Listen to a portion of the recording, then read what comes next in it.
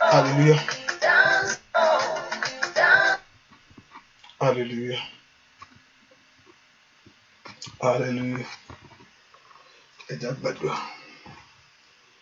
Orúkọ Jésù. Ìwọ ìpilẹ̀ṣẹ̀ agbára ńlá, Ọlọ́run ìmọ́lẹ̀. Ọba tó fi àwọn tiẹ̀ sílẹ̀. Agbọ́gá ní ìrọ̀lẹ́ yìí. Àyànlógo fún ọwọ́ agbára ńlá. Èyí tó fi kan ayé wa. Bó fọwọ́ ògo ìwọ Ọlọ́run. Bó fọ ẹwà ìwọ Ọlọ́run Jésù lórí ayé wa. Ẹni máa ń Ísírẹ́lì gbọpẹ́. Olùgbàlà gbà yín. Wọ́n la gbójú wa sókè láàárọ̀ yìí ní àṣálẹ́ yìí. Wọ́n la képe ọ́. Wọ́n la fẹ́ kó àwọn la fẹ́ rí. Bàbá mi máa ń fara rẹ̀ hàn. Jésù oníṣẹ́ láṣiṣẹ́ rẹ̀ lọ́wọ́lọ́wọ́. Jésù abániṣe fọwọ́ agbára rẹ̀ járe ọ́. Inú agbára ńlá járe ọ́. Inú ògo rẹ̀ fara rẹ̀ hàn. A ó sì yìn ọ́ lógo. Láì lórúkọ Jésù Kristi Olúwa àti Olùgbàlà wa. Àmín. Ọlọ́run jẹ́ ká bẹ̀rẹ̀ sí yìn Jésù yìí lógo. Let's begin to thank him. Ẹ jẹ́ ká gbóhùn wa sókè sí Ọlọ́run. I want us to appreciate him. Ẹ ká yìn Jésù fún iṣẹ́ ìyanu rẹ̀. Ẹ ká gbé Ọlọ́run ga fún iṣẹ́ agbára rẹ̀ sẹ́. Ẹni tó pọ̀nà pàtàgbára ọmọ ṣéwù. A dúpẹ́ fún oríire lórí ayé wa. Ẹ ká dúpẹ́ fún oríire lórí ayé wa. Dúpẹ́ fún orí Ọlọ́run. Dúpẹ́ fún orí Jésù yìí. Àkàkà tán orí ńlá èyí tí Ọlọ́run ṣe nínú ìrìn àjò rẹ̀ gbogbo. Let's lift our voice and bless the Lord right now. Màmá mo fẹ́ kó gbóhùn rẹ sókè sí Ọlọ́run ni. Bẹ́ẹ̀ kó yin bàbá tó pọ̀ nípa ti agbára. Bẹ́ẹ̀ kó dúpẹ́ lọ́wọ́ alágbára tó ní ọ́. Ọba tí ò jójú tì ọ́. Fẹ́ ká yin Ọlọ́run ológo fún orí ọ̀fẹ́ yìí. Jésù ṣé o. Jésù ṣé o. Gbọ́ fún iṣẹ́ ìyanu rẹ̀. Jésù ṣé o. Gbọ́ fún orí ọ̀fẹ́. Gbọ́ fún àánú ńlá. Gbọ́ fún agbára ńlá èyí tó fi kan ayé rẹ gbogbo. Ọlọ́run fẹ́ kó gbé Jésù yìí gàṣẹ. Kábíyèsí o ṣé o. Ọba tó pọ̀ nípa t'agbára. Ọba tó ní gbogbo agbára lọ́wọ́. Olú gbogbo yìn lọ́wọ́. Ọba tó ń ṣe gbogbo lódùlódù. Ọlọ́run gbé Jésù yìí gàṣẹ. Fẹ́ kó yin bàbá yìí fún orí ọ̀fẹ́ rẹ̀ lórí ayé rẹ ní. Fẹ́ kó gbé Ọlọ́run ga fún ohun tí ó ṣe lọ́wọ́lọ́wọ́ báyìí. Fẹ́ kó gbé Ọlọ́run ga fún ohun tí ó fi ayé rẹ dá. Àrà ńlá èyí tó fi ayé ọmọ rẹ dá. Gbé Jésù gàṣẹ. Olúwa o ṣé o. Alágbára aláàbò Góṣẹ́nì o mà ṣé o. Olùpamọ́ ayé mi o ṣé. Olùjí mi, olùpèsè. Ẹ ká dúpẹ́ lọ́wọ́ Ọlọ́run ọba tó pèsè fún ọ. Ọba tí òjò aráhùn láyé. Ọba tí òjò bàjẹ́. Ọba tí òjò sọnù. Lift a voice and just begin to bless the Lord and glorify the name of our King. Thank God for the goodness of Him. Appreciate Him for the mercy of God over your life. Ẹ kò gbóhùn rẹ sókè náà. Ọlọ́run mi ò mà ṣe. Ọlọ́run mi ò mà ṣe o. Jésù ṣé o. Wọ́n ni màá yìn sẹ́. Wọ́n tó fẹ́ wa. Wọ́n láwọn máa sìn títí. Olúwa olóore wa. Wọ́n tó yọ wá kúrò nínú ìgbèkùn ayé. Mímọ́ lògo ọlá rẹ̀ sẹ́. Somebody give that thanks to Him. Yẹ kí ọpẹ́ rẹ pọ̀ níwájú Olúwa. Thank the Lord for what He has done for you. Ẹ ká dúpẹ́ fún ohun tó ṣe inú ayé wa sẹ́. Ẹ ká dúpẹ́ ibi tó mú ayé wa lọ. Ẹ ká dúpẹ́ ibi tó bá dé. Ọba tí ó fòun rẹ̀ á lé ọ lọ́wọ́. Ọba tí ó ṣe ohun ọ̀tún nínú ayé rẹ. Dúpẹ́ lọ́wọ́ Jésù. Olùgbàlà ló máa ṣe. Ọlọ́run mi ó máa ṣe o. Ọlọ́run mi ó máa ṣe o. Jésù ṣe o. Lórí ayé mi ó ṣe. Lórí ọmọ mi gbogbo. Lórí ilé mi ó máa ṣe. Somebody exalt Him. Ọ̀pọ̀ òkè ń pọ̀ jù wájú ẹni tó ní ọ. Fọ gbogbo ọkàn rẹ dùn ní. Thank Him for the love of God. Thank Him for the grace of God. And thank Him for the mercy of God.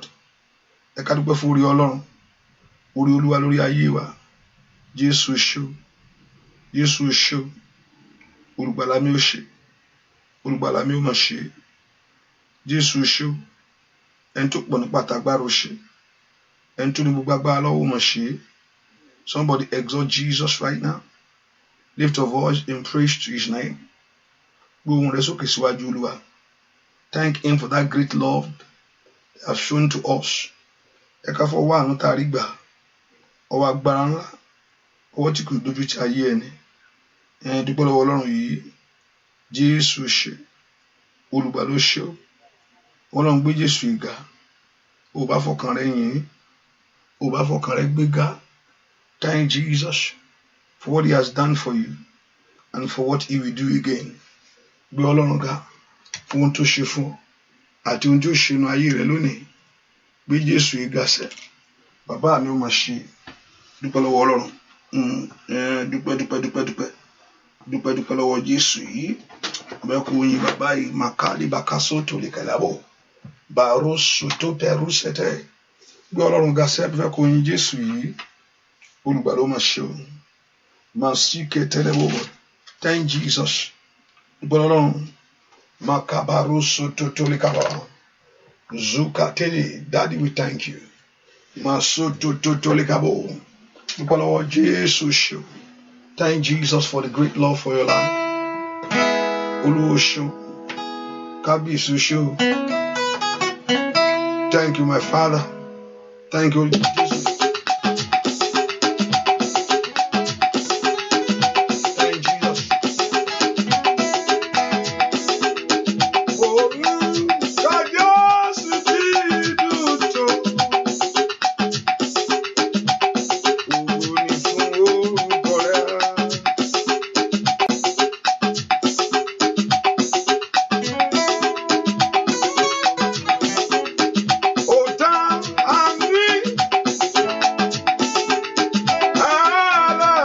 láṣẹ o. Ògo ni fún orúkọ rẹ̀. Òru yóò sì ti dùn tó. Ògo ni fún orúkọ rẹ̀. Kò tán ìjà àtọ̀gbẹ̀. Ògo ni fún orúkọ rẹ̀. Ògo fòkàrà, ògo fòkàrà, ògo forúkọ Olúwa. Ògo fòkàrà, ògo fòkàrà, ògo forúkọ Olúwa.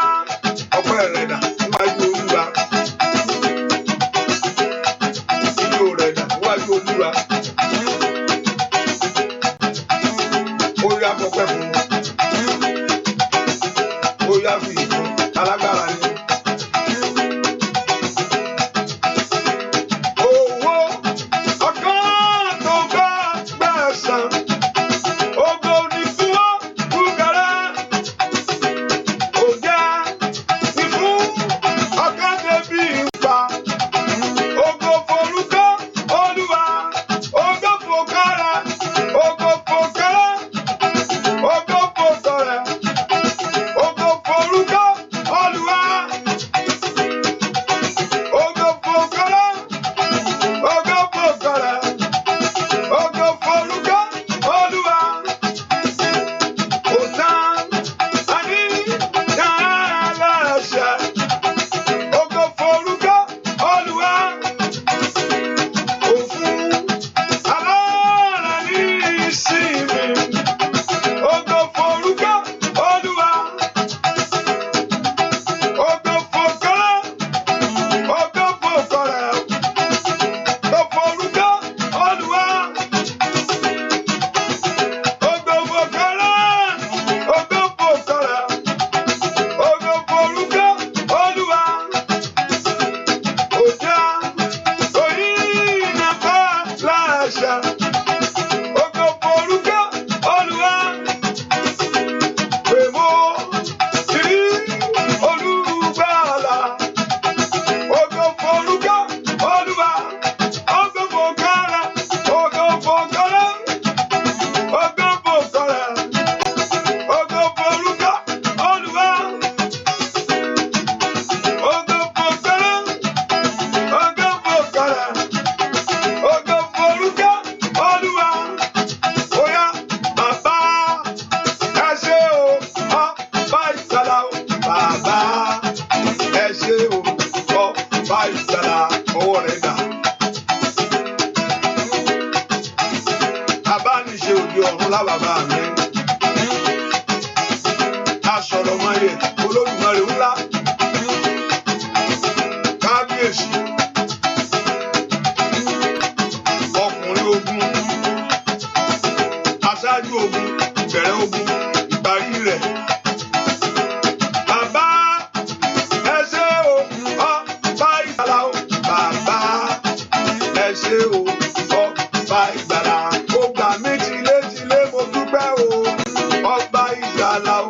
Bàbá ẹ ṣé o, ọba ìgbàlà. Ọwọ́ rẹ̀ dà. Ijó ọpẹ́ rẹ̀ dà sẹ́wọ̀. Dúpẹ́ lọ́wọ́ Ọlọ́run.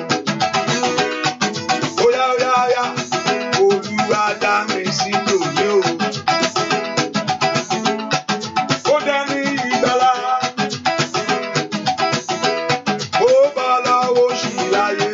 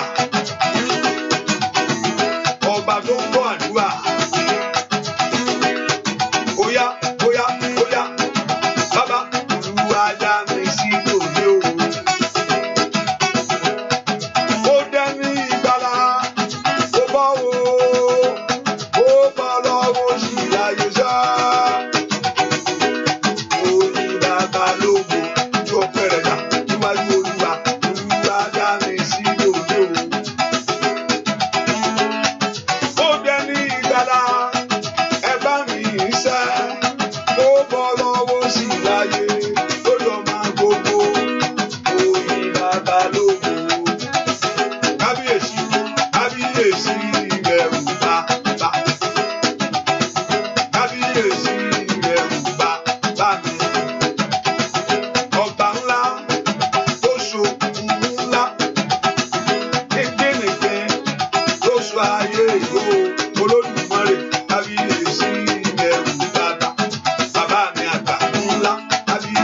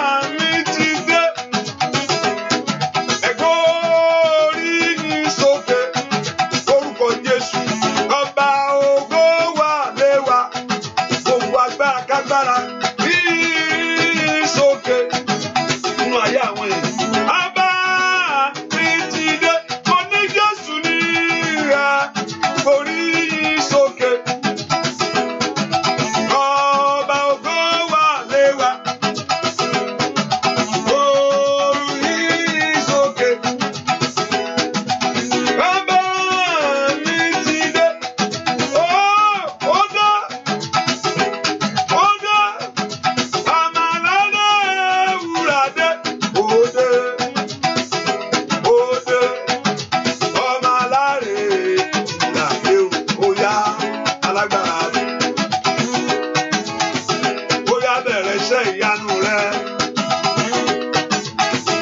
Ohun tó fẹ́ ṣe Olúwa o. Ohun tó fẹ́ ṣe alágbára. Oya, ohun tó ló ṣe Olúwa wá ṣe fún mi. Ohun tó ló ṣe Olúwa wá ṣe fún mi. Ohun tí ó múnú mi bàbá ṣe fún mi. Ohun tí ó múnú mi bàbá ṣe fún mi. Ohun tí ó múnú mi bàbá ṣe fún mi. Oya, ohun tó ló ṣe Olúwa wá ṣe fún mi. Ohun tó ló ṣe Olúwa wá ṣe fún wa. Bàbá, ohun tí ó múnú mi bàbá ṣe fún mi. Ohun tí ó múnú wa bàbá. Oya, oya, oya, oya, oya, oya. Ohun tí ó múnú nú àdúrà yìí. Ohun tí ó múnú mi yíká bàbá. Ohun tí ó múnú mi bàbá ṣe fún mi. Ohun tí ó múnú mi alágbára ńlá. Ohun tí ó múnú mi bàbá ṣe fún mi. Ohun tí ó múnú mi bàbá. Ó yá gbàdúrà. Ohun tí ó múnú yíká bàbá ó kàfàyà ayé rẹ oríire. Ayé rẹ. Ohun tí ó múnú mi bàbá ṣe fún mi. Ẹ po orúkọ Jésù. Ọlọ́run ní àṣálẹ́ yìí ọ̀rọ̀ rẹ mú tọ̀ wá. Náwó agbára ńlá sórí ayé mi lónìí. Ẹ bẹ̀rẹ̀ iṣẹ́ agbára. Gẹ́gẹ́ bí ọ̀rọ̀ rẹ ohun tó ló fẹ́ ṣe lónìí. Ohun tó ló fẹ́ parí Olúwa parí rẹ̀. Ẹ̀mọ́ ohun tó ló fẹ́ yanjú ẹ̀ pátápátá. Kàbírù sọ́tò bẹ́rù sátà. Orúkọ Jésù dáadáa mi tó wà sẹ́. Ẹni tó pọ̀ nípa àtàgbára. Bẹ̀rẹ̀ iṣẹ́ agbára lónìí. Iṣẹ́ agbára tí ó gbé gbogbo ogun mi. Iṣẹ́ agbára tí ó lànà fún ayé àwọn ọmọ mi gbogbo. Iṣẹ́ agbára ńlá tí ayé mi ó fi lójú tí ó fi gbójú tù. That great work in my life. Olúwa ṣiṣẹ́ ohun tó fẹ́ ṣe. Ìwọ ló sọ pé o fẹ́ ṣiṣẹ́. Ìwọ ló ní kí àwọn èèyàn yìí wá. Ìwọ ló ní ká tọ̀ ọ̀wọ́ Ọlọ́run wá. Wọ́n ti dé báyìí. Kò ó bí káàlì bàkálíà. Ẹ pọ orúkọ Jésù. Ó yá fara rẹ̀ hàn lọ́wọ́lọ́wọ́. Olúwa náwó agbára ńlá. Ọwọ́ agbára tí ń já gbogbo èdè. Ọwọ́ agbára tí ń gbé ogun mi. Ọwọ́ agbára tí mú àṣeyọrí bá ayé ẹni. Máa ń lanu kó gbàdúrà. Màkọ́bí Rusaida Kapẹ́ Rusaida. Orúkọ Jésù. Ọwọ́ tí ń bá ogun wí. That hand of that power. Ọwọ́ tí mú àṣeyọrí jáde wá. Ó yá lanu kó gbàdúrà. Kò lè Kapẹ́ Rusaida. Ẹ gbàdúrà sọ fún Ọlọ́run. Ọwọ́ agbára ńlá. Ọwọ́ agbára ńlá ẹ̀ Olúwa nà jáde. Ó dá kí ayé mi kó lójú. Ó dá kí ayé mi kó gba ojútùú. Ọlọ́run lanu kó pe Jésù dáadáa. Ó yá ń bolo wa. Kàfáàlì kábàáyé ṣèdèbò kò pẹ́ẹ́rìà. Dúà lórúkọ Jésù Kristi. Olúwa wa Monday lè ní. Ẹ̀yin sì mọ̀ kí Monday. Tí bá fẹ́ pé títí àṣìyà ẹ̀ pápápá. Pásítọ̀ ẹ̀ ń halẹ̀ ni. Òótọ́ ni. A lè sọ dàdúrà a lè sọ. Ó lè gbé alẹ́ kọ̀ọ̀kan. Bọ̀tẹ̀ ó láti ṣe ẹ̀ ni. Tí ń bá ẹ̀ tábà á ṣe ẹ̀ nǹkan. Pastor yìí wọ́n á lẹ́ni ọmọ fọ́ǹbù nínà pastor yìí ṣe fọ́ǹbù la it's okay hallelujah share 21 22 times ní pápá ètò ìjùránṣẹ́ tètè pọ́nmọ́ ní kejì ọwọ́ ní káyé wọ́n gba àtúnṣe ìwọ ló kú ẹni tẹ́ ẹ pin fún tó mu kò sí I have nothing to do with that ẹ̀yin lẹ́ lè rí ibẹ̀ ẹni tó lọ ń jìrì ọkàn ẹ̀ ẹni tó lọ ń bọ́kàn ìpàdé èmi kọ́ mi mọ́ ìwọ ló fọwọ́ ara rẹ ṣe hallelujah so pápá àpàsáré jù wọ́n ṣẹ́ Monday lè rí o ṣe pé Monday ẹ má jẹ́ ká sọ story too much o Monday rè Monday mi wá Monday o so àdè lè sọ ó di pé báyìí respond sí máa gbé yẹ̀wò dáadáa àní ẹ pọ orúkọ Jésù lónìí Olúwa jẹ́ kí ọ̀rọ̀ mi kó lójú ẹ jẹ́ kí ọ̀rọ̀ ayé mi kó gba ojútùú Olúwa ẹ jẹ́ kí ọ̀rọ̀ mi kó lójú, ẹ jẹ́ kí ọ̀rọ̀ ayé mi kó gba ojútùú. Ìka bàbá bó soto likaperia. Orúkọ Jésù mi tó wà sẹ́. Olúwa jẹ́ kí ọ̀rọ̀ mi kó lójú, jẹ́ kí ọ̀rọ̀ ayé mi kó gba ojútùú. Bẹ́ẹ̀ kó porúkọ Jésù. Olúwa jẹ́ kí ọ̀rọ̀ mi lójú, jẹ́ kí ọ̀rọ̀ ayé mi kó gba ojútùú. Ọlọ́run lánàá kó gbàdúrà orúkọ Jésù, orúkọ Jésù, ọba tó pọ̀ ní pàtàgbà. Ẹ jẹ́ kí ọ̀rọ̀ mi lójú, ẹ jẹ́ kí ọ̀rọ̀ mi kó lójú, ẹ jẹ́ kí ọ̀rọ̀ ayé mi kó gba ojútùú. Lánàá kó pe Jésù dáadáa. Ọ̀rọ̀ mi lójú lónìí, ọ̀rọ̀ ayé mi gba ojútùú. Lánàá kó pe Jésù. Olúwa jẹ́ kí ọ̀rọ̀ mi lójú, Olúwa jẹ́ kí ọ̀rọ̀ mi gba ojútùú. Ọlọ́run lánàá kó pe Jésù dáadáa. Olúwa tó pọ̀ ní pàtàgbà. Ẹ jẹ́ kí ọ̀rọ̀ ayé mi kó lójú, ẹ jẹ́ kí ọ̀rọ̀ iṣẹ́ mi kó gba ojútùú. Yé ká bàbá bàbá ó kàpá yàrá. Ọlọ́run lánàá kó pe Jésù. Ọ̀rọ̀ mi lójú, ọ̀rọ̀ mi gba ojútùú. Pé Jésù mi tó wà. Olúwa jẹ́ kí ọ̀rọ̀ mi kó lójú, ẹ jẹ́ kí ọ̀rọ̀ ayé mi kó gba ojútùú. Ó yẹ yanjú ẹ̀, ó yẹ dáwọ́lé ayé mi. Ẹ yanjú ẹ̀ bàbá, ẹ dáwọ́lé ayé mi. Ẹ parí ẹ̀ lónìí. Ọlọ́run lánàá kó gbàdúrà. Orúkọ Jésù, ó dá kí ọ̀rọ̀ rẹ kó lójú. Let God of heaven complete and perfect your own. Ẹ sọ fún Jésù, Olúwa yanjú ọ̀rọ̀ mi. Olúwa jẹ́ kí ọ̀rọ̀ mi lójú. Olúwa jẹ́ kí ọ̀rọ̀ mi kó gba ojútùú. Ní orúkọ Jésù, Makali baka soto toli kelebo. Mashi kelebo kaba. Oya. Masuto toli kelebo. Sọ fún Jésù dáadáa. Ọ̀rọ̀ mi kó lójú. Borúkọ Jésù. Mashi ketelebo. Bate kelebo. Dua. Olúwa wa, amen. Hallelujah. Hallelujah. Jẹ́ kádúrà mi gbà. Olúwa, jẹ́ kádúrà mi gbà. Ọlọ́run, má jẹ́ kí èṣù fìyà jẹ mí.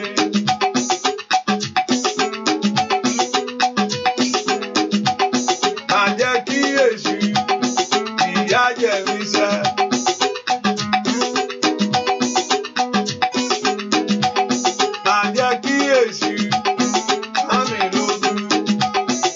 Kádúrà mi gbà. Olúwa, má jẹ́ kí èṣù fìyà jẹ mí o. Jẹ́ kádúrà mi gbà. Olúwa, má jẹ́ kí èṣù dá mi lóró bàbá. Jẹ́ kádúrà mi gbà. Olúwa, má jẹ́ kí èṣù fìyà jẹ mí. Jẹ́ kádúrà mi gbà. Jẹ́ kádúrà mi gbà. Olúwa, jẹ́ kádúrà mi gbà. Ọlọ́run, má jẹ́ kí èṣù fìyà jẹ mí sẹ́. Jẹ́ kádúrà mi gbà. Olúwa, Ọlọ́run mi. Ẹlẹ́dàá mi. Ṣàánú mi o.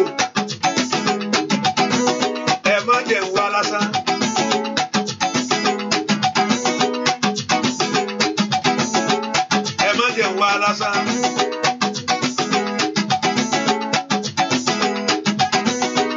Ẹ má jẹ́ wòran láyé. Ẹ má jẹ́ mòṣì, ẹ má jẹ́ mẹ̀tẹ́. Ẹ jẹ́ kí ibi àdúrà kó gbé ayé àwọn èèyàn. Ọlọ́run mi, Ẹlẹ́dàá mi, o tó fẹ́ ṣe kankan. Parí.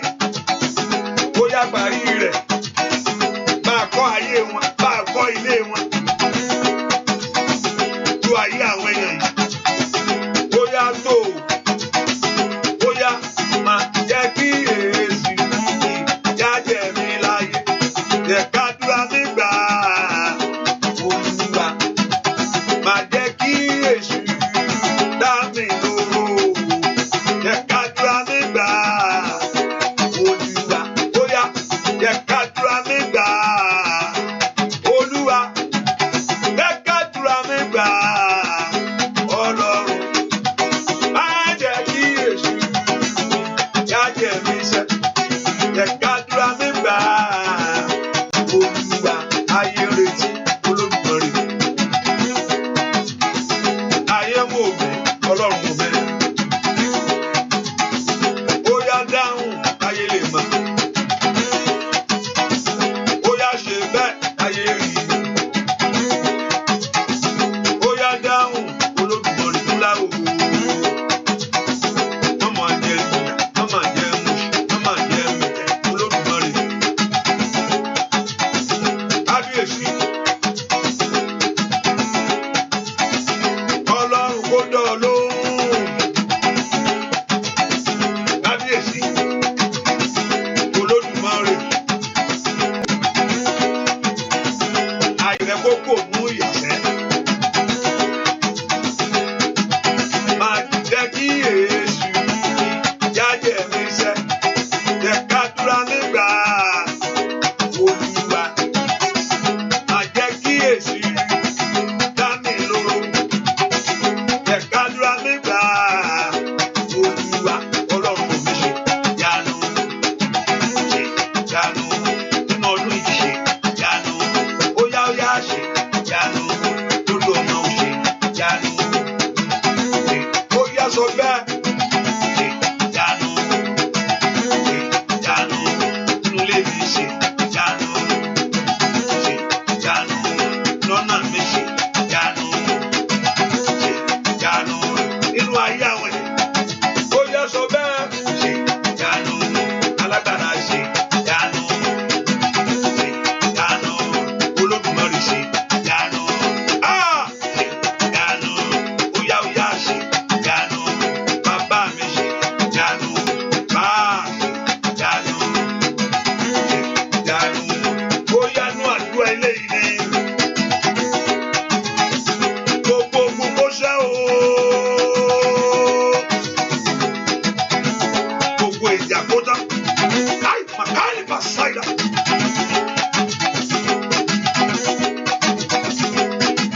Ṣe ìyanu. Bàbá, ogun ni ó bá mi ṣẹ́. Ogun ni ó bá mi ṣẹ́. Ogun ni ó bá mi ṣẹ́. Mama ṣẹ́ kan kù. Ogun ni ó bá mi ṣẹ́. Mama ṣẹ́ kan kù. Ogun ni ó bá mi. Gbogbo ogun ni ó bá mi ṣẹ́. Ogun ni ó bá mi ṣẹ́. Àrọ́mọbí. Àrọ́kọ láyé. Àríṣẹ́ṣe Ọlọ́run ṣẹ́. Ó yá. Ogun ewé yìí.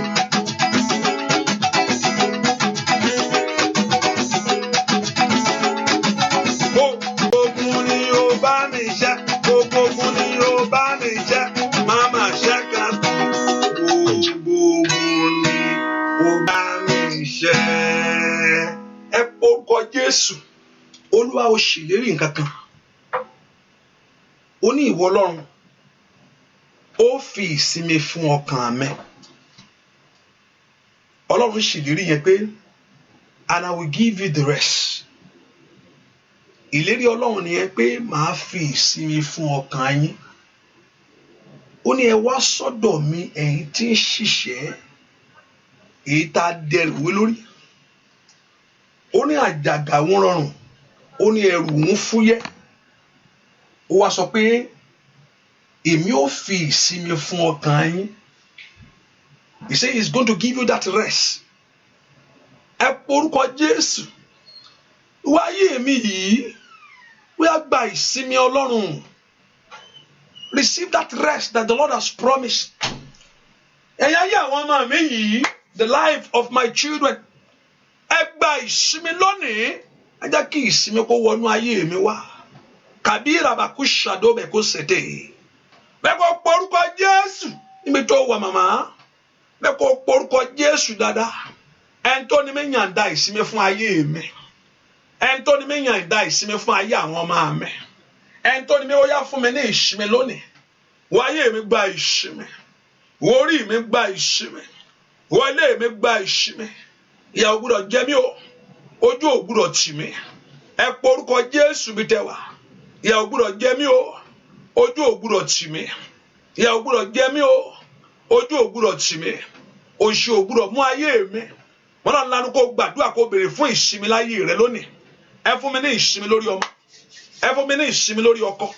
Ní orúkọ Jésù. Ẹ fún mi ní ìsinmi gbogbo ọ̀nà. Ìsinmi Ọlọ́run máa bọ̀ wá. Let the rest of God enter into your life. Ìsinmi Ọlọ́run máa bọ̀ lórí ayé mi. Ọlọ́run lanu kó gbàdúrà. Ìsinmi Ọlọ́run máa bọ̀ lórí iṣẹ́ mi. Ìsinmi Ọlọ́run máa bọ̀ lórí ọ̀nà mi gbogbo. Béèrè fún ìsinmi fún ọkàn rẹ. Ask for the rest for your life. Ẹ fún mi ní ìsinmi lónìí. Ẹ bá ń wá iṣẹ́ tí mò ń wá. Ní orúkọ Jésù. Ẹ bá ń wá iṣẹ́ tí mò ń wá.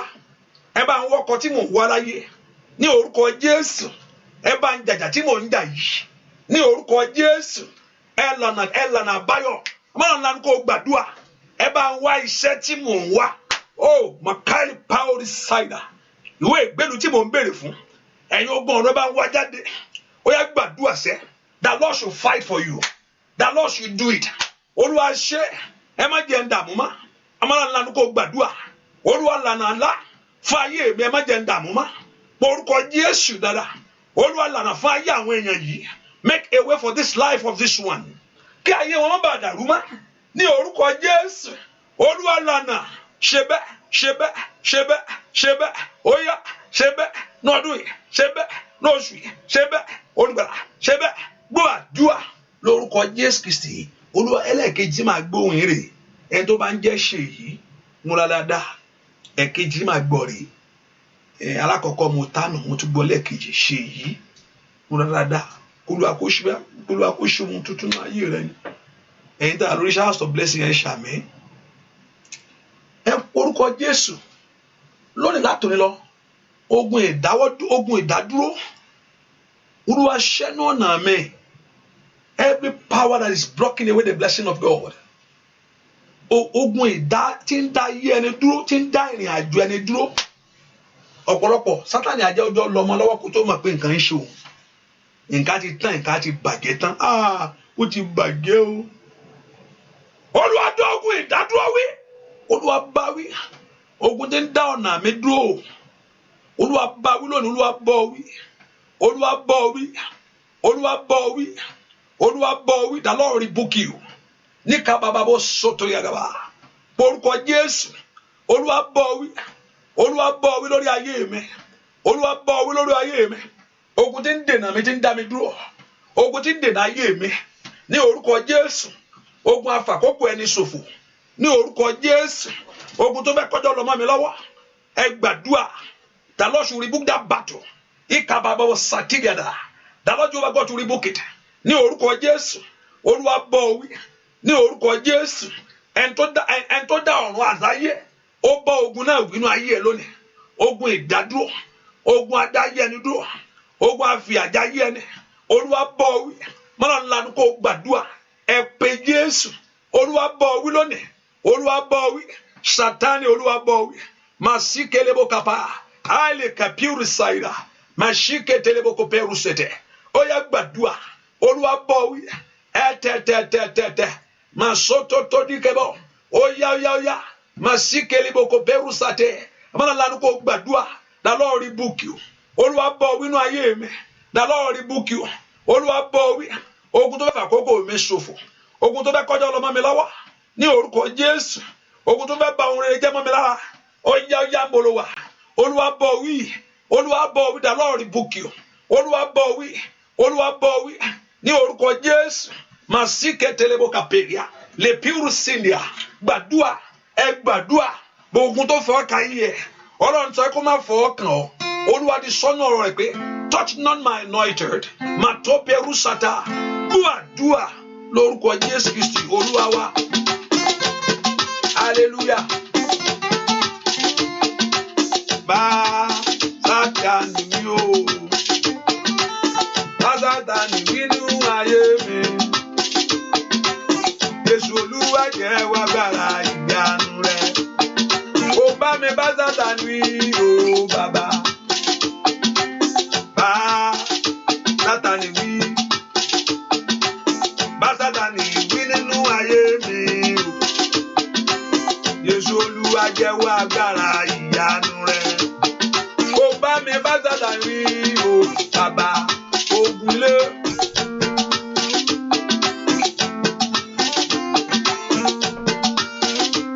ogun àríṣẹ́ṣe,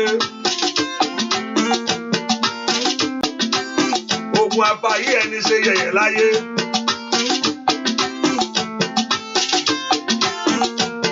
Gbogbo ọwọ́ tó fẹ́ forí rè o. Àní kò gbàdúrà. Gbogbo agbára kágbára o.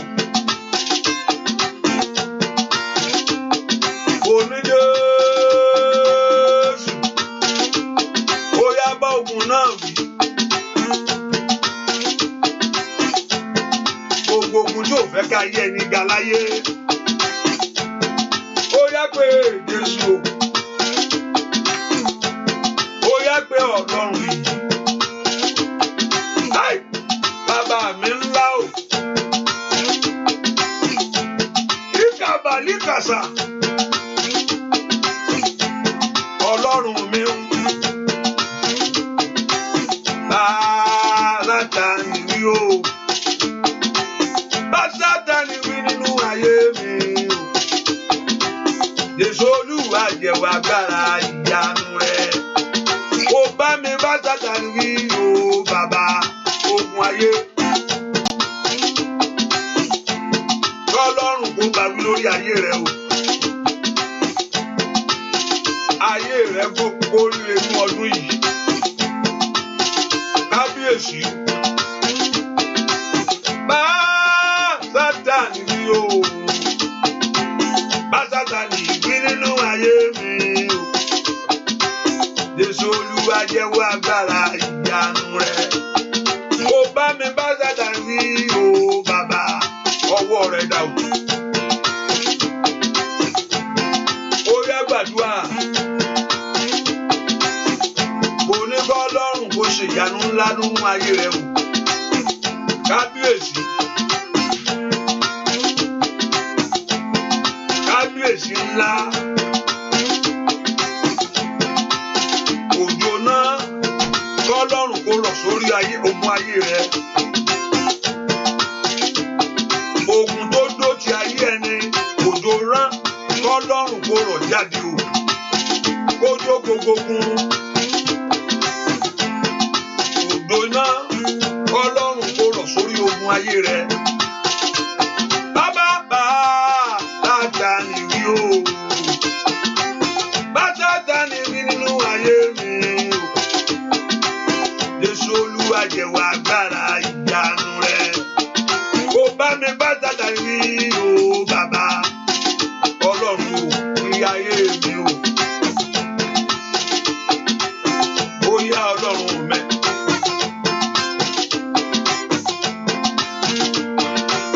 Rẹ̀ ni o. Bàbá mi ńlá, gbogbo ọwọ́kọ́wọ́ kó jáde lọ́wọ́lọ́wọ́ yìí.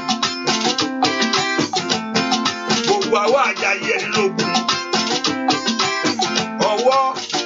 Ọwọ́ tí ń dọ̀nà ẹni rú.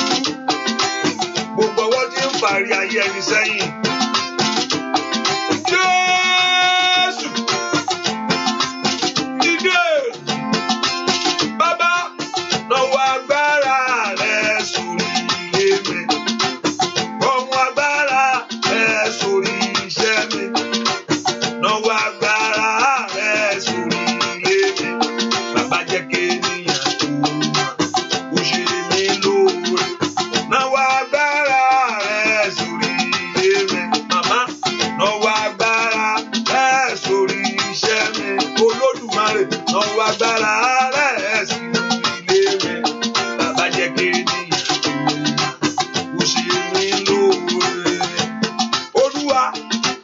Wo bí mo ṣe ń tiraka, Ọlọ́run mi.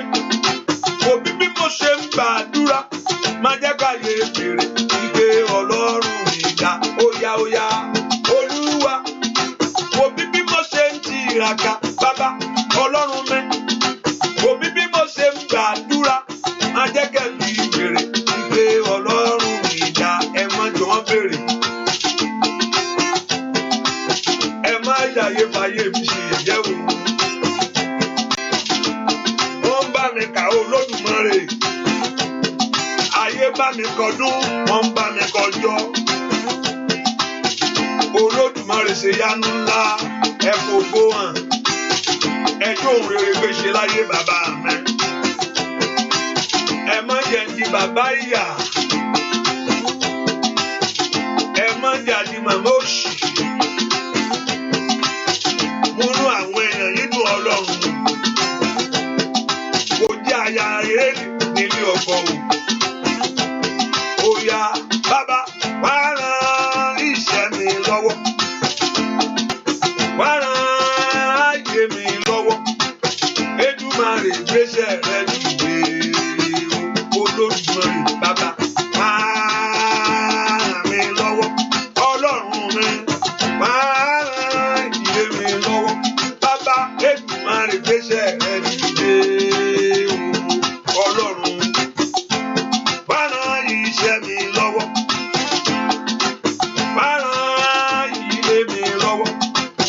Èdùmàrè gbéṣẹ́ rẹ dìde óyá bàbá wá ràn ilé mi lọ́wọ́ Ọlọ́run mi wá ràn ilé mi lọ́wọ́ bàbá Èdùmàrè gbéṣẹ́ rẹ dìde ẹ jẹ́ káyé lò ọ̀rẹ́ lè mọ̀ ẹ jẹ́ kẹ́bí lè ọmọ pé Ọlọ́run mo ní wá ràn iṣẹ́ mi lọ́wọ́ nínú ọdún yìí. Èdùmàrè gbéṣẹ́ rẹ dìde Èdùmàrè gbéṣẹ́ rẹ dìde Èdùmàrè gbéṣẹ́ rẹ dìde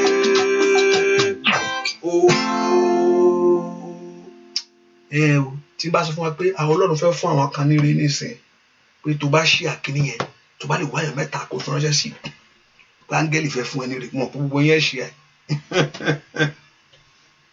hallelujah pé áńgẹ́lì Ọlọ́run fẹ́ fún wa ní ire wọ́n tó bá lè rí kí yẹn ṣe tó bá lè ṣe ẹ sí ọ̀nà ẹ̀ ọ̀nà mọ̀ pé wàá sáré pápákọ̀ àfẹ́ torí pé áńgẹ́lì fẹ́ pín nǹkan ó lè dàbí rí mò ń ṣe àdéhùn lọ bí áńgẹ́lì náà lè fẹ́ fún ọ bá dẹ̀ ṣe hallelujah ẹnìkan bá ṣe ń kó mo yẹn ń kọrin yẹn pápá mo rí pé ibi tó ti ń fi ọrẹ rìn Olúwa kó dójú tì wọ́n ibi tó pé ẹni tó ń fi ọrẹ rìn níbi àdúrà where you are praying ẹni tó ń kẹ́gàn níbi àdúrà kó Olúwa kó dójú tì wọ́n ìkéde nìyẹn ìkejì gbogbo iná tí ọ̀tá dá Olúwa pápátá mẹ́kọ̀ọ́kọ́ fi ẹni tó ń gbàdúrà táyé ń rẹ́rìn yẹn ẹ porúkọ Jésù ẹ jẹ́ bí àdúrà gbèmí Olódùmarè síbí wọn mo fọ̀rọ̀ lọ ẹ jẹ́ kí àdúrà san mí ẹ jẹ́ kí àdúrà gbèmí ẹ jẹ́ kí àdúrà gbà fún mi ẹ porúkọ Jésù níbi àdúrà eléyìí Olúwa ṣí ilẹ̀kùn fún mi sá ojú ò gbọdọ̀ tì mí ayé ò gbọdọ̀ jójú ó sọ pé ó ní àwọn tó gbẹ́kẹ̀lé Olúwa olójú kì yóò tì wọ́n ọ̀rẹ́ mo dólé I stand upon your word níbi àdúrà yìí àdúrà gbèmí àdúrà mi gbà àdúrà jẹ́ fún mi ẹ bá ń pa wọ́n lẹ́nu mọ́ ohun tó ń sọ pé kò ṣe fún mi ní orúkọ Jésù ohun tó ní mi lè ní mọ́ Olúwa wá jáde lánàá kó gbàdúrà wá jáde níbi àdúrà gbèmí àdúrà gbà fún mi jẹ́ fún mi ó yá lórí ọmọ ni dámiló lórí ọmọ ni kọsọ kó dẹ lóhùn bìrù sàtẹ́lì àgàbà libẹ̀rù sẹ̀tẹ́lì gàdàbà àní gbàdúrà níbi àdúrà ibi àdúrà kó gbé ọ ibi àdúrà kó gbà fún ọ ní orúkọ Jésù lọ́sàn-án lóru ló ń gbà Olúwa jọ̀ọ́ gbọ́ Olúwa gbọ́ Olúwa gbà Olúwa gbọ́ eléyìí Olúwa gbọ́ eléyìí àdúrà yí àwọn èèyàn yìí Olúwa gbọ́ ibi tá ti ń rẹ́rìn ẹ̀ Olúwa dójú tì wọ́n fìyànù mi ṣẹlẹ̀ ó yá màá sí kẹtẹlẹbọ màá sún tótólikaba mọ́lánú kó gbàdúrà ó yá gbàdúrà ó yá àdúrà kó gbé ọ dúà lórúkọ Jésù Kristi Olúwa wá ẹ̀ṣẹ̀ wá ṣe ẹ̀ nísìnyí àbí. ìyanu máa ń ṣẹlẹ̀ o bàbá ìyanu máa ń ṣẹlẹ̀ o ìyanu tójú wa rí jẹ́ kó ṣẹlẹ̀ láyé mi ìyanu máa ó yá ìyanu máa ṣẹlẹ̀ o ìyanu máa ṣẹlẹ̀ o bàbá ìyanu tójú ẹ rí jẹ́ kó ṣẹlẹ̀ láyé mi ìyanu máa ṣẹlẹ̀ o ó yá bàbá mi Olódùmarè ńlá o ìyanu rẹ ni mò ń fẹ́ Olódùmarè jẹ́ kó ṣẹlẹ̀ nínú ayé àwọn èèyàn jẹ́ kó ṣẹlẹ̀ lórí ọmọ ni jẹ́ kó ṣẹlẹ̀ ìyanu máa ṣẹlẹ̀ o ìyanu máa ṣẹlẹ̀ o ìyanu tójú wá rí jẹ́ kó ṣẹlẹ̀ láyé mi bàbá ìyanu óyá o Olódùmarè ìyanu máa ṣẹlẹ̀ o ìyanu máa ṣẹlẹ̀ o ìyanu tójú wá rí Kristi jẹ́ kó ṣẹlẹ̀ láyé mi ìyanu máa óyá ìyanu máa ṣẹlẹ̀ o gbàdúrà ìyanu máa ṣẹlẹ̀ o ìyanu tójú wá rí jẹ́ kó ṣẹlẹ̀ láyé mi óyá ayé retí bàbá ìyanu máa ṣẹlẹ̀ o ìyanu máa ṣẹlẹ̀ o ìyanu tójú wá rí jẹ́ kó ṣẹlẹ̀ láyé mi bàbá ìyanu óyá bàbá mi ò bàbá ìyanu máa ṣẹlẹ̀ o ìyanu máa ṣẹlẹ̀ o ìyanu tójú wá rí jẹ́ kó ṣẹlẹ̀ láyé mi óyá ìyá bàbá mi ò ìyanu máa ṣẹlẹ̀ o ìyanu máa ṣẹlẹ̀ o ìyanu tójú wá rí jẹ́ kó ṣẹlẹ̀ láyé mi ìyá bóyá gbàdúrà o bàbá ìyanu máa ṣẹlẹ̀ o ìyanu máa ṣẹlẹ̀ o ìyanu tójú wá rí jẹ́ kó ṣẹlẹ̀ láyé mi ìyá bóyá gbàdúrà alágbára ìyanu máa ṣẹlẹ̀ o ìyanu máa ṣẹlẹ̀ o ìyanu tójú wá rí jẹ́ kó ṣẹlẹ̀ láyé mi óyá ìyá ó mẹ́kọ́díà ìyanu máa ṣẹlẹ̀ o ìyanu máa ṣẹlẹ̀ o ìyanu tójú wá rí bàbá jẹ́ kó ṣẹlẹ̀ láyé mi óyá ìyá bàbá ìyanu máa ṣẹlẹ̀ o lọ́wọ́lọ́wọ́ ìyanu máa ṣẹlẹ̀ o ìyanu tójú wá rí jẹ́ kó ṣẹlẹ̀ nílé mi ìyá nínú ẹ̀mí kánìkan óyá ìyanu máa ṣẹlẹ̀ o kí ìrọmọ bí o ìyanu máa ṣẹlẹ̀ ìyanu tójú wá rí jẹ́ kó ṣẹlẹ̀ nílé mi ó ìyanu máa ṣẹlẹ̀ ai kárí báwo rí ṣáìdá ayé fẹ́ rí nǹkan ayé fẹ́ rí wọ́n wò rírí ayé rẹ̀ wọ́n bẹ̀ ń kà wọ́n mọjọ́ yẹn gan jù ẹ lọ o bá sọ déètì yẹn á sọ déètì yẹn fún wa jọ 19 kìíní kan lẹ má rí báyìí number 2 ni number 1 o ìjọ òjú kìíní lọ báyìí ó jù lọ ṣùgbọ́n ẹ porúkọ Jésù have mercy upon me o God ẹ jẹ́ kí ìyanu mi ṣẹlẹ̀ níbi àdúà jọ gbè mí àdúà jọ jẹ́ fún mi ẹ porúkọ Jésù àdúà jọ gbè mí àdúà jọ jẹ́ fún mi ẹnìkan ò ní jì sí kòtò táyé gbẹ́ fún ọ yìí ẹ porúkọ Jésù àdúà jọ gbè mí àdúà jọ jẹ́ fún mi in place of prayer give me a great testimony ẹ fún mi ní ẹ̀rí mi ó yá mọ́lọ́ wa holy puricider ẹ fún mi ní ẹ̀rí ayé mi ṣe ẹ dá mi lóhùn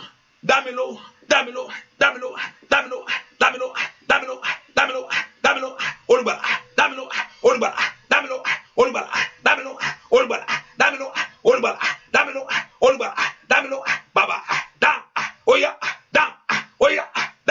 bàbá makali power cider ẹ porúkọ Jésù níbi àyè lá Olúwa dáhùn níbi àyè lá ansa ogo àmọ́ ńlá ní kò gbàdúrà ansa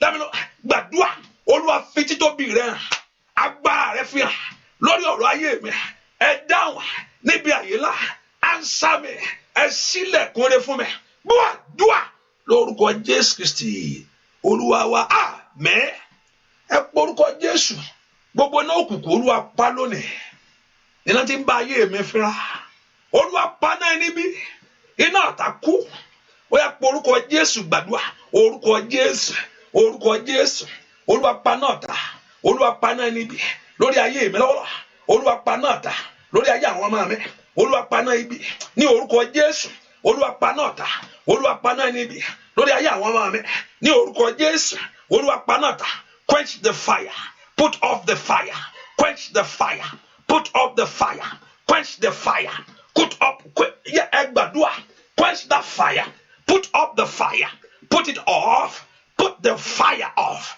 put the fire off ẹ paná ọ̀tá ẹ paná ẹni bí put the fire off ẹ paná ọ̀tá ẹ paná ẹni bí ó yá gbàdúrà iná ọ̀tá kú iná ẹni bí kú ní orúkọ Jésù iná ọ̀tá kú iná ẹni bí kú ní orúkọ Jésù iná àṣetì kú iná àmúbọ̀ kú ní orúkọ Jésù ó yá dúà lórúkọ Jésù Kristi Olúwa wa ẹ sọ fún Jésù Olúwa sọ fi ìwà láàyè rẹ sọ tó ti kú nú ayé mi di àyè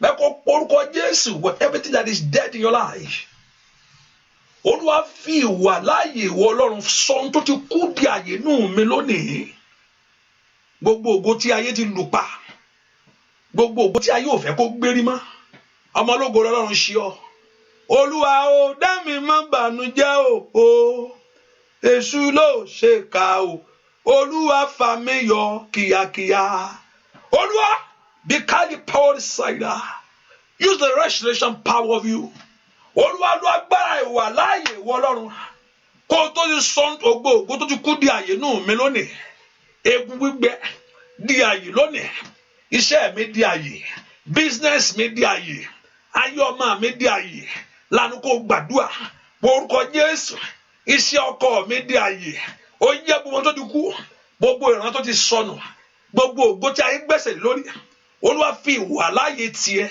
sọ tó ti kú di àyè nù mí lónìí ó yẹ gbàdúrà orúkọ Jésù ohun tó ti kú ní ìrìn àjò mi àmọ́ lánàá kó gbàdúrà mẹsì dàbàkàtà ó yẹ orúkọ Jésù gbogbo tó ti kú nú ayé rẹ lónìí ó yẹ gbàdúrà màsì dàbàkúdàbà lè pèrú ṣe tẹlẹbọ ó yẹ gbogbo tó ti kú nínú ayé ọmọ rẹ kó di àyè gbàdúrà ohun tó ti kú ní ìrìn àjò mi di àyè ó yá iṣẹ́ mi di àyè receive life gbàdúrà receive life gbàdúrà lórúkọ Jésù Kristi Olúwa wa ẹ̀yin tẹ́ wà lórí showers of blessing ṣó sún yín ni hallelujah mo ní mo fẹ́ máa rí kẹ́ máa tẹ̀ mo ní kó jẹ́ la ní kẹ́ máa ẹ̀ ṣáà máa tẹ̀ kán mẹ́ kó jẹ́ la ní it's okay I'm okay with it wọ́n ṣe pé ẹ̀sìn tẹ́ it's okay that's no problem hallelujah praise God because when that thing cease I don't know tó bá freeze I don't know kí ni ẹ̀ ń break up báwọn ẹ̀ fẹ́ mọ̀ hallelujah mo fẹ́ kí ẹ wo ohun tí Ọlọ́run fẹ́ ṣe Isaiah 61 ohun tí mo sọ fún Ọlọ́run ní ọ̀sán ire lápẹ́ iṣẹ́ rẹ̀ rè ohun tó sọ pé ó fẹ́ ṣe rè ayé àwọn tó sì wà ní àdúrà ìwòdàn kan rè ìwọ ló sọ pé ó fẹ́ ṣe nǹkan I have nothing to do with this so ayé àwọn tó bá wá sínú àdúrà ẹ̀ they must experience this very thing. The mission of Jesus Christ is to save the whole world and to give rest to the world and to give peace and joy to the heart of man, to return man to God himself. So that is the mission, and that's the mission that he has committed into my hand. He has put in my hand to declare to you that Jesus Christ is the Savior, that through him you can be saved and you have eternal life. I will share the grace now and I will leave.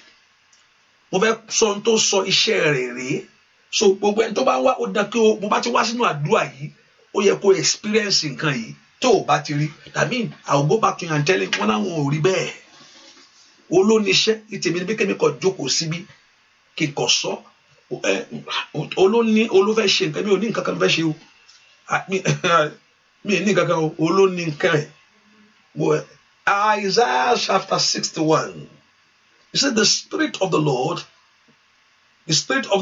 God is upon me, because the Lord has anointed me to preach the good tidings unto the meek, and he has sent me to bind up the broken-hearted. Gbogbo ọkàn tó ti gbọgbẹ́, gbogbo ọkàn tó dàrú. So tó bá wá sínú àdúrà yìí, gbogbo ọkàn tó dàrú, tó láyọ̀, he has sent as his mission to heal the broken-hearted and to proclaim liberty to the captives. Nǹkan dé, ó dá kó bá ti wá sínú àdúrà yìí, kó gba ìtúsílẹ̀. To open the prison to them that are bound. Gbogbo àwọn tí ayé tó tì sínú kólóbó, tó sá wọn mọ́ kúlà. Pé yes, to open the prison doors for them. And other things, to proclaim the acceptable year of the Lord and the day of vengeance of our God, and to comfort all that mourn, to appoint unto them that mourn in Zion, to give unto them the beauty for ashes, and the oil of joy for mourning, and the garment of praise for the spirit of heaviness, that there might be called the tree of righteousness, the planting of the Lord, that may be glorified. This is the mission of Jesus Christ. And that mission, Jesus finished this mission. Remember, he went to the temple and he read this scripture. He said, this vision fulfilled in your ear. And all eyes were fixed on him. After Jesus finished reading this very scripture, he opened the page and he read this very scripture. That my mission is to... And after Jesus Christ finished the work on the cross of Calvary, now he sent his disciple to go and preach the gospel to the whole world and teach them in my name. And told them, this very sign shall follow them. So as you come on this prayer line, Olúwa ló rán mi, gbogbo kíní láti ṣẹlẹ̀ nínú ayé yín pátápátá, ẹ gbọ́dọ̀ wá sínú àdúrà yìí kẹ́ máa rí. Tí ò bá rí bẹ́ẹ̀, dàpé iṣẹ́ ò tí ì pé, òun ló sọ pé òun fẹ́ ṣiṣẹ́, èmi kọ́. Òun ló sọ pé òun fẹ́ ṣe nǹkan. So ohun tó òun fẹ́ ṣe ló yẹ kó máa ṣẹlẹ̀. Ohun tí Ọlọ́run sọ pé òun fẹ́, ohun tí mo sọ fún nìyẹn o, ohun tó sọ pé òun fẹ́ ṣe ni kó wá máa ṣẹlẹ̀. Òun ló fẹ́ ṣe nǹkan. Ohun tó òun sọ pé òun fẹ́ ṣe ni kó wá máa ṣẹlẹ̀ nínú ayé gbogbo ẹni tẹ́ bá ti wá sínú àdúrà yìí kẹ́ bẹ̀rẹ̀ sí rí to see the liberty of the Lord, morning garment of praise. Ikabakali ẹ pọ orúkọ Jésù. Olúwa sọ ilé tó gbé wá lónìí. Káìbì kíbà kú sàtáyàbà lórí ọmọ ni o, lórí ọkọ ni o. Mo fẹ́ ní ayọ̀ ńlá. Ó yá pọ orúkọ Jésù. Ó yẹ yóò ṣẹlẹ̀. Ayọ̀ mi sọ fún Jésù lọ́wọ́. Le peru sete, bali peru sata. Ọlọ́run ìwọ tó oníṣẹ́ lọ́wọ́. Ṣé bó ń tó gbọ́ lọ́pọ̀ fẹ́ ṣiṣẹ́? Ní orúkọ Jésù.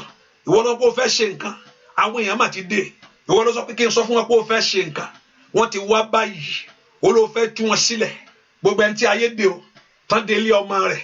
Ẹni tí ayé dè o, tán dé ọ̀nà rẹ̀. Ẹni tí ayé gbé o pé tó gbé nǹkan lé lọ́wọ́ tí òjò rà àánú gbà. Ní orúkọ Jésù, mo tọ̀ yín wá ni. Ohun tó Olúwa sọ pé òun fẹ́ ṣe ni mo wá wí fún yín. Ó yẹ gba ìtúsílẹ̀ yẹn. Wọ́n fẹ́ náà ara rẹ̀ sọ. Ohun tó wá lónìí, ẹ gba ìtúsílẹ̀. Gbogbo ẹni tó ń gàn níbi àdúrà, líparó sàté. Ohun táwọn rí, ó yá jẹ́ rí. Ara mi rírí oore. Ó yá gbà ìyanu rẹ̀, gbà ìyanu rẹ̀, gbà ìyanu rẹ̀. Ọfà òkùnkùn kó padà. Ní orúkọ Jésù, ọfà ẹni bí kó padà. Ẹ gba ìtúsílẹ̀. Gbogbo ẹni tí ayé dè, ohun tó lọ́ sọ yìí, ó yá kó bẹ̀ sí ṣẹlẹ̀, kó bẹ̀ sí ṣẹlẹ̀. The years of liberty, Ekapayaba, the one that are broken hearted, be healed in the name of Jesus. Masoto Todi, the one that's in Kati, Liperosaya Jadenude, every prison door open, every prison door open. Here. Ó yẹ gba ìtúsílẹ̀, ó yẹ bẹ̀ sírí, ẹ bẹ̀ sírí ó wá gbà Ọlọ́run, ẹ̀rí lónìí, ó yẹ ẹ̀rí lónìí, Ikababa, Leperosata, ẹ̀rí ìyanu ẹ̀, dìdélẹ̀, gbogbo ntáyé ti dì, ní orúkọ Jésù tú, Efrata, gbogbo ẹni tí ayé ti dé ògo rẹ̀ mọ́lẹ̀, ó yẹ gba ògo yín padà, ẹ gbà, ìmọ́lẹ̀ rẹ dé lónìí, ní orúkọ Jésù, rise, go and shine, go and prosper, go and see God's goodness, the mercy of God. Iṣẹ́ rẹ kó di ńlá, ọ̀nà rẹ kó di ńlá, kó lóa kó ṣàánú fún wa. Ohun tó bá sínú àdúrà yìí, tó fi wọnú àdúrà yìí wá, ó yá rí ìyanu yẹn, ẹ gba ìyanu yẹn, ojú ò ní tì í, bẹ́ẹ̀ ni ó sì rí, Ọlọ́run á sọ̀rọ̀ ṣẹ́ Olódùmarè ohun tó ló fẹ́ ṣe ni mo sọ fún wọn ó ló fẹ́ tú àwọn èèyàn lẹ̀ ó ní Olúwa arákùnrin Olúwa rán mi sí ọ rántí ọ̀rọ̀ rẹ bàbá rántí tó sọ ohun tó pọ̀ ó ló fẹ́ tú àwọn èèyàn sílẹ̀ àwọn tó ń wá wọn mà ti dé o àwọn tó ń wá ọkọ ti dé àwọn tó ò níṣẹ́ they are here now abẹ́ ẹ̀ ti dé abẹ́ ẹ̀ ti wá àwọn èèyàn mà ti dé Olódùmarè wo tó níṣẹ́ rẹ lọ́wọ́ ohun tó fẹ́ ṣe báyìí àmín ó sọ pé ó fẹ́ tú sílẹ̀ báyìí àmín ṣàmì dáadáa níbi tó wà yẹn o olóòfẹ́ já ìdè báwọn náà ṣe fẹ́ mọ̀ pé wọ́n ló sọ̀rọ̀ a sọ̀rọ̀ ṣẹ́ ní ọ̀ nígbà tó bá rí ìyanu náà olóòfẹ́ tú ìdè ó yá tú ìdè lọ́wọ́lọ́ àmín àgbà ńlá olóòfẹ́ forí ayé àwọn èèyàn sókè olóòfẹ́ ṣe ìyanu olóòfẹ́ náà wá gbára káyé mọ̀ pé ìwọ ni Ọlọ́run láàárín ìyanu báwọn náà ṣe fẹ́ mọ̀ kí ni ìyàtọ̀ ẹ̀ǹdẹ̀ ìbàkáìbì kìsàdéyà kùdáìbì kúrò kàtáyà ìyàtọ̀ bẹ̀ ni pé nígbà táwọn èèyàn bá rí agbára ìwọ Ọlọ́run yìí Ọlọ́run tó pọ̀ ní pàtàgbára ó yà ní wàá gbára jáde àmín gbogbo ẹni tó ń ronú tí ń banújẹ́ ní àdúrà yìí níbà rúṣà yìí kàtáyà gbogbo ẹni tí ń ṣe àìsàn ẹni tí ayé gbèdè ẹni tí ayé so mọ́lẹ̀ ẹni tí ayé dọ̀nà rẹ̀ rú ohun tó bá wá sínú àdúrà yìí tó fi wọnú àdúrà yìí wá ó yá lórúkọ Jésù Ọlọ́run mi dìde sí àmín ṣe bó ló fẹ́ dìde sí ni arógun mẹ́sà Olódùmarè bàbá mi àgbà mi kiri pure cider wúni kálí pure cider kàtàlíà arógun mẹ́sà bàbá mi àgbà ńlá Olódùmarè ńlá mo fẹ́ káwọn èèyàn kó rí ọwọ́ agbára yìí mo fẹ́ kó rí ọwọ́ abópè ọ níjà lọ́wọ́lọ́wọ́ báyìí ni lípẹ̀rù sàtàlíà ohun tó sọ ò kì í ṣe yẹn lípẹ̀rù sẹ̀tẹ̀lẹ̀ kàtàyà ẹni tó ti wà nínú àdúrà tó ti ń sunkún ẹni táyé ń fèsì ẹ̀yẹ nínú àdúrà ní orúkọ Jésù ẹni táyé dáná ogun sínú ayé rẹ̀ olófin ìsinmi sí ọkàn wọn ni ọ̀yára rẹ̀ gbogbo ẹni tó ń bẹ́nu àdúrà yìí ó yẹ rí ìyanu àmín ọwọ́ agbọ́ Ọlọ́run ẹ rí àmín ohun tó ń fẹ́ bólúwa ti ń bẹ bí ẹ̀mí ẹ̀ ti wà èyí tí ó wà láéláé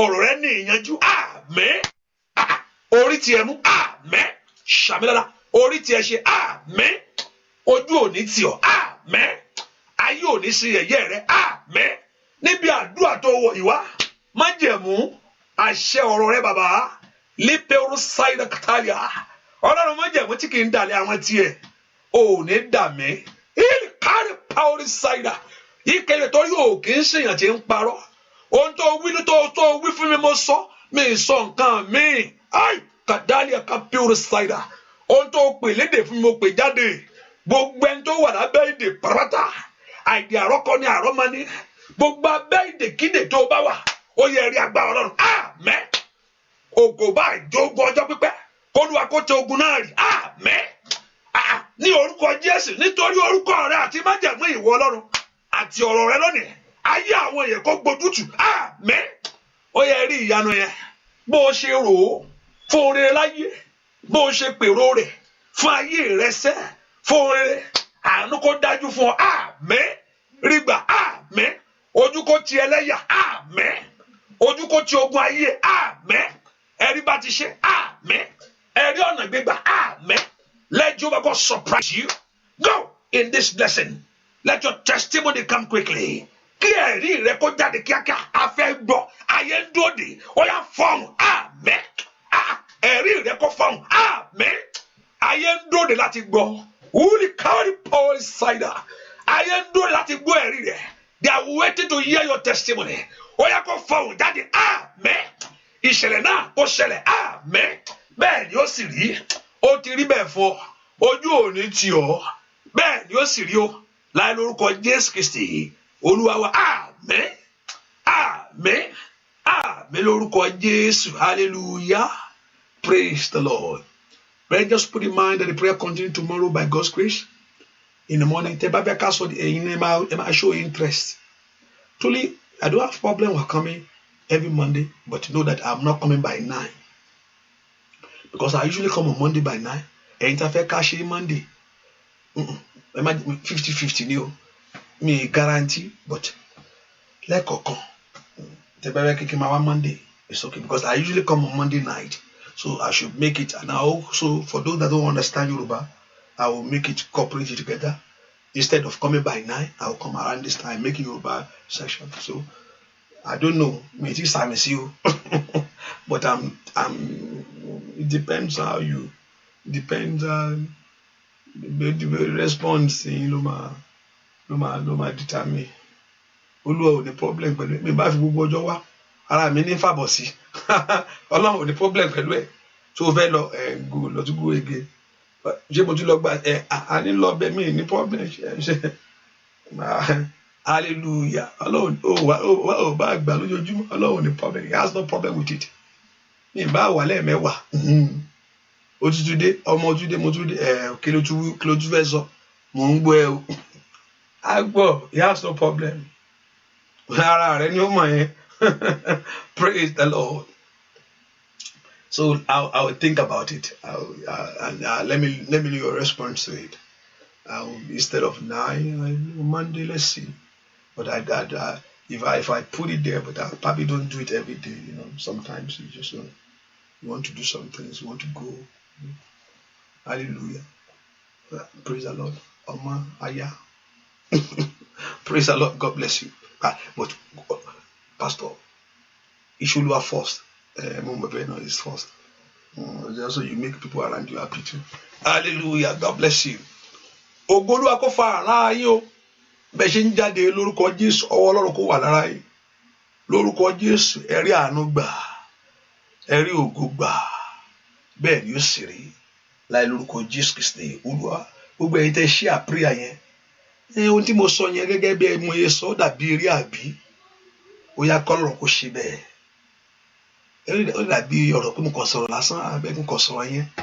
Ó yá áńgẹ́lì yẹn kó mú wá fún yín o, kẹ́ ẹ ṣe rí o. Ọ̀rọ̀ àṣẹ yẹn ni orúkọ Jésù kò rí bẹ́ẹ̀ fún yín bẹ́ẹ̀. Torí pé òfin ránṣẹ́, ọ̀run kó ṣí lẹ́tà tiẹ̀ fún ọ. Káyé kó gbọ́. Bẹ́ẹ̀ ni ó sì rí.